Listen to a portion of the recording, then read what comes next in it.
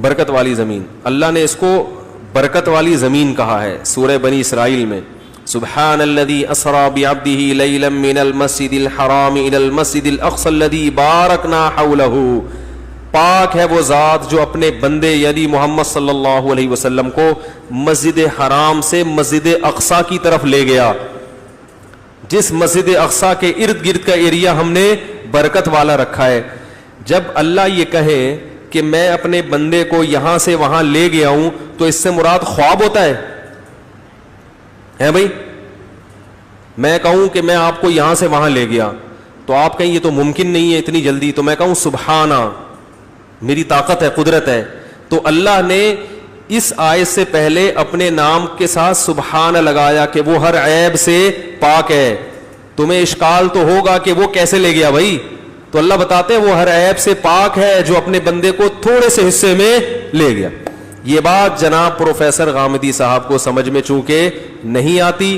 یہ لوگ ویسے قرآن کا بہت نام لیتے ہیں کہ ہم ابو حنیفہ کو بھی مانتے ہیں, شافعی کو بھی مانتے ہیں, مالک کو بھی مانتے ہیں, امام احمد بن حنبل کو بھی مانتے ہیں, سب قابل قبول تھے, لیکن قرآن کے مقابلے میں ان کو نہیں مانتے.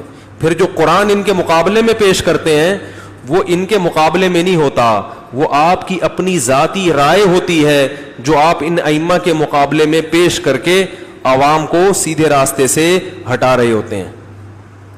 سمجھ میں آ رہی ہے بات؟ قرآن ایک وہ ہے جو ان ائمہ نے سمجھا اور ایک وہ ہے جو میں اور آپ سمجھتے ہیں. تو ہم یہ نہیں کہتے کہ آپ قرآن کو مت فالو کریں, ان ائمہ کو فالو کریں, نہ نہ نہ نہ نہ. ہم کہتے ہیں کہ قرآن کو آپ اپنی سمجھ کے مطابق فالو مت کریں. امت نے جو قرآن کو سمجھا ہے وہ آپ سے زیادہ اچھا سمجھا ہے, اس سمجھ کو فالو کریں. تو جہاں اپنے مطلب کی چیز ہوگی وہ قرآن بالکل انکار, اور جہاں دوسرے کا قرآن سے استدلال کر رہا ہوگا, جہاں اپنا مطلب نکل رہا ہوگا وہاں قرآن, جہاں دوسرے کا مطلب قرآن سے نکل رہا ہے وہاں قرآن کا انکار. تو یہ چل رہا ہے آج کل.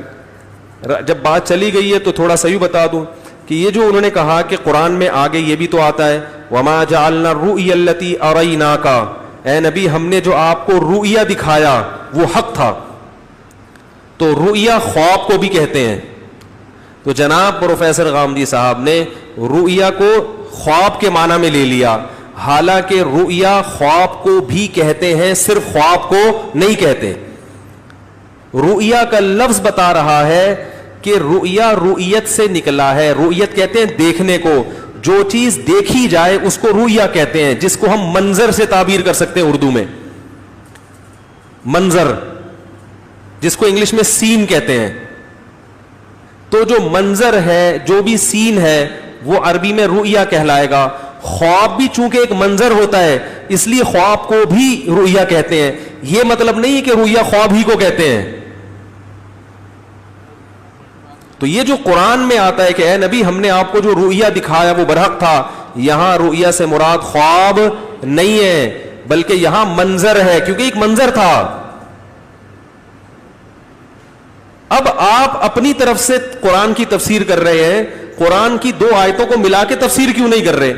ایک طرف قرآن کہہ رہا ہے کہ پاک ہے وہ ذات ہر عیب سے جو اپنے بندے کو رات کے تھوڑے سے حصے میں بیت المقدس لے گیا. یہاں اللہ نہیں کہہ رہے کہ خواب میں لے گیا, میں لے کر گیا ہوں اپنے بندے کو, اور یہ میری قدرت ہے کہ سبحان. جب عجیب کام ہوتا ہے تو ہم کہتے ہیں نا سبحان اللہ.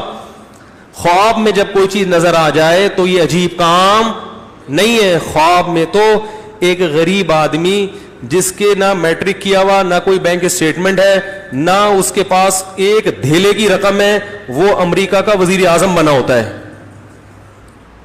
اب ایک آدمی آپ سے کہے کہ اگلی دفعہ امریکہ کے صدر کے لیے مجھے سلیکٹ کیا ہے, آپ کہیں گے سبحان اللہ, بھائی بڑی بات ہے. لیکن اگر وہ کہے میں نے خواب میں سلیکٹ ہوا ہے تو آپ کہیں گے سبحان اللہ, کہیں گے اچھا ہے, خواب تو اچھے آنے چاہیے, ٹھیک ہے. قرآن کہہ رہے ہیں سبحان الذی, بڑی قدرت والی ہے وہ ذات. عقل سے بعید ہے کہ رات کے تھوڑے حصے میں مسجد حرام سے مسجد اقصی ہو کے آ جائیں, یہ پاسبل نہیں ہے. لیکن اللہ کہتے ہیں میرے لیے پاسبل ہے. تو اس لیے دین سیکھو علماء سے. اگر مولویوں میں غلط لوگ ہیں تو صحیح لوگ بھی کس میں ملیں گے؟ یہ لوگ غلط قسم کے مولاناؤں کے حوالے دے دے کے علماء کو بدنام کرتے ہیں. یہ ایسے ہی ہے جیسے میں غلط قسم کے ڈاکٹروں کے کچھ آپ کے کیسز بتاؤں, وہ ڈاکٹر نے بندہ مار دیا, اس نے غلط انجیکشن لگا دیا. تو بھائی جہاں غلط انجیکشن والے ڈاکٹر ہیں, صحیح والے بھی تو ہیں نا. تو اپنے بنیادی عقائد علماء سے سیکھا.